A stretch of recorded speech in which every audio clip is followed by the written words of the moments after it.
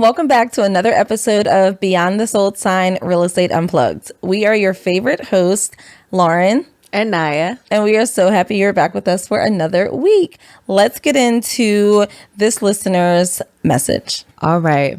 Hi, I've been house hunting for almost 4 months, and I've put in offers on 3 homes, all rejected. I'm starting to feel defeated. My agent says I'm doing everything right, but I can't compete with cash buyers or people offering way over asking.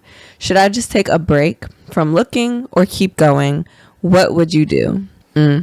I feel that getting rejected multiple times, that's not fun. No, and I'm sure it feels personal, although it's not personal. No. I can see how that's feeling like I'm just defeated time and time again.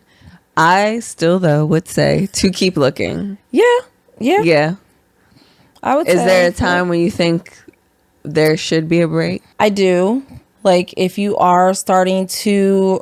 Like, if it's just taking, like, a mental toll on you and you're really just, like... At some point, I do feel like something needs to be reevaluated because... not that there's no reason why you should be... That all 3 homes should have been rejected, but... At some point, you and your realtor need to go back and figure out, even though they're saying you're doing everything right, which I am positive that you are, but there has to be a reason why. So even though you're doing everything right, I would go back, reevaluate, and adjust some things to figure out why your offers, why you keep getting beat out from all these other people. So maybe some like re-strategizing in the search and in the offer strategy. Like what can you give or take away to make your offer more competitive? And like, obviously, yes, if somebody's coming in with cash, nobody can do nothing about that. That's true. So you could literally have the most clean offer, great offer, but cash is like, unless they come in super low, because a lot of people cash would be like, low. Right, cash, they want to come in super low, but if you can match those contingencies at the end of the day, they're not getting an appraisal, they're not getting inspections, things like that. If you can match it, then you'll get then your financing can be just as good. Right, exactly. So I'm sorry, go ahead. No. What would you say are some of the things like in their reevaluation that they should, First thing is their portal, like their collection, figuring out. To me, this sounds like they are, if they keep getting beat out by cash buyers or keep getting beat out by everybody else, that means that I think you're looking too high because you can't compete by offering over asking to a house that you like. So for example, if your max budget is $400,000 and you are looking at homes at $400,000, you can't compete with that because somebody else's budget may be $450 and they have wiggle room to go in and like, oh hey, we can offer $415 or $425 and still be under our budget. For me personally, I think that you should go back to your collection, have your agent go back to your collection, come down maybe $25,000 and look at homes that are in the $375, maybe $385 price range so that you can go up and increase your offer a little bit to compete.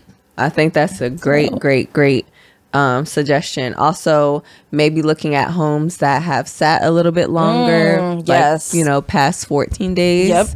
Because they've gotten most of their initial eyes and views, and now as the days add on, that seller is going to be a little bit more eager, a little bit more motivated, and probably willing to work with who comes to the table this time. And there are other things too. So in addition to lowering that budget, something to consider is offering a stronger like earnest money deposit. So typically it's 1% of the purchase price, but maybe you can go up to, another, round it to the next, do 2%, few thousands or whatever. Just to really show how earnest you are and like financially backed that you are. So there's a few tweaks and things. So like Lauren said, if it's about maybe re-strategizing and cleaning up what your offers look like, then maybe it's not a break that you need, but it's just that, and you can keep going. But if it's more than that and it's becoming, like undue stress, please do definitely take a break, especially if you have time, and you're not like, you know, pressed to be somewhere by a certain time, and you could be flexible on when you go. That's true. Yeah. Consider looking, well, before you start looking elsewhere, like expanding your search, like just your contingencies too. Like if you feel like you can't offer more, I guess I would say a little bit more. If you can't offer more, do not ask for closing cost help. You can't go in asking price and then also ask them to pay your closing costs, because especially if it's newer to the market, let's say 14 days or less on the market, it's pretty hard to do. Don't do that. That right there, your offer is kind of already to the side. And then if you got an inspection, everyone else is waiving inspection. Yeah. Unfortunately, your offer is going to be put to the side. I hate to say this. Sometimes it depends on your financing, because they are kind of laying all the offers out on the table. And if you go from cash offer all the way to maybe a VA offer, your VA offer, unfortunately, is going to go kind of to the side, because you can't get rid of a lot of contingencies with your VA offer. With the cash and conventional offer, that's different. You can waive the appraisal, you can waive the inspection. For FHA and VA, that's a little different. So those things depend. What kind of financing are you here with? Do you have conventional? Do you have VA? Just that also plays a factor as well. But the least amount of contingencies as possible. A contingency is something that a buyer will come to the table with. That's an inspection and appraisal, and you can walk away if that contingency is not, let's say, met, right? Like if the appraisal doesn't go well, then you can walk away from the deal. The buyer can. But if you present an offer that does not have those contingencies, meaning you can't walk away, you're pretty much stuck in it, that gives a seller like, oh, this person's serious. They gave me a bigger earnest money deposit, no contingencies, and offered me a little bit over asking, and they did not ask me for closing help. Yeah. That's a pretty strong offer with a quick close, and maybe with the title company that they want to work with. There are so many things, because an offer is not just about the price point. Nope. It's an entire package. Yep. And again, if you go back and reevaluate with your agent and you just go through every little thing, maybe reevaluate why you lost out on the other 3 homes.